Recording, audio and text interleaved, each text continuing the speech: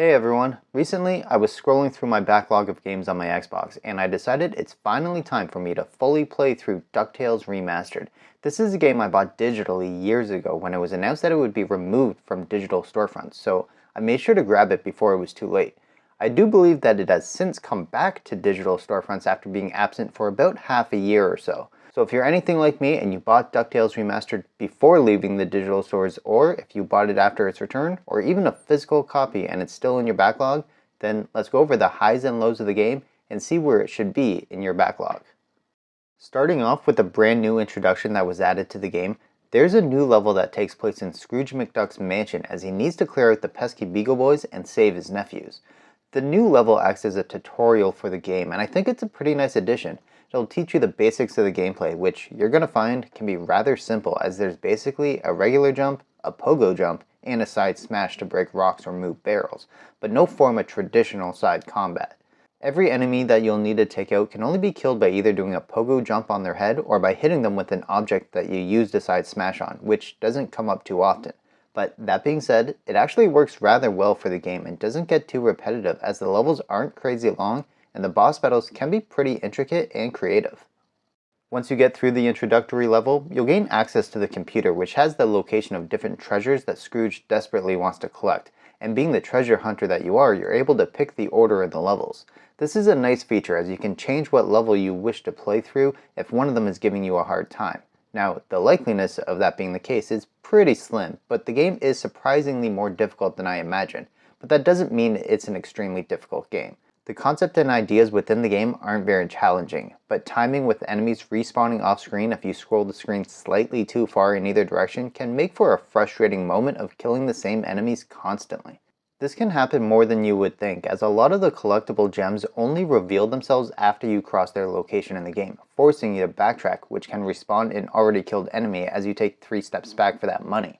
Realistically, for most enemies, it's not too much of a concern, but these damn jumping mountain goats in the Himalayas can be a giant nuisance. The one thing that will help though is finding the extra heart containers hidden throughout the game, as I didn't know they were in the game at first and I was finding some bosses to be rather difficult, but once I could take more damage, it really made those moments much easier to deal with.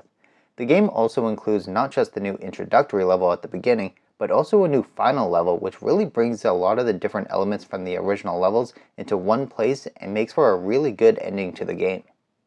Throughout your playthrough of the game, you're going to be treated to some pretty fantastic visuals, and this remake actually just passed its 10-year anniversary and it still looks fantastic. The colors are bright and vibrant and it was just a joy to look at. Along with those fantastic visuals, the game also has some of the best audio out there. The voice acting in this game is great. From casual conversations about where to go next or snarky remarks from Scrooge to Launchpad, I think the voice acting was a great fit. And since the visuals and voice acting were so good, it was only fitting that the music would be top tier. The music in this game is remastered versions of the 8-bit soundtrack from the original game, and they managed to make some truly great music for each level, with my personal favorite probably being the Himalayas level.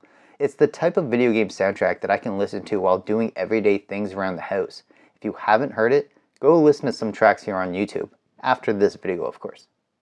Throughout the game, as you collect all these gems and build up your money stash, you'll actually be able to spend them on really cool behind the scenes things ranging from character portraits to pencil sketches of the levels, and personally, I always love things like this. I always think it's fascinating to see anything from the development stages of a game as it gives a really interesting insight into potential slight changes or ideas they might have had that went unused, or original concepts and how they evolved over time. Honestly, the game itself has a ton of highs in my opinion, and not a lot of lows. There's fantastic music, visuals, and dialogue. There's cool behind the scene things to unlock and extra levels when compared to the original game. The mechanics are rather simple, but that doesn't mean the gameplay is boring.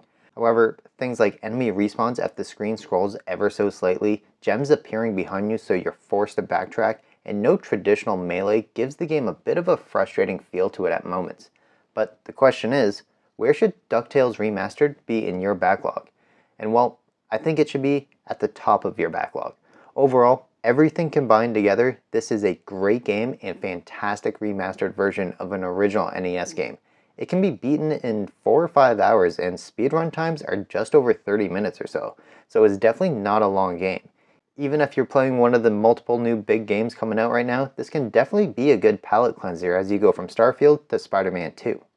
And there we have it, where I think DuckTales Remastered should be in your backlog. If you enjoyed the video, be sure to hit the thumbs up. It really helps out a lot. And please, don't forget to subscribe if you're new here. If you want to check out where Stray should be in your backlog, then be sure to click on this video right here.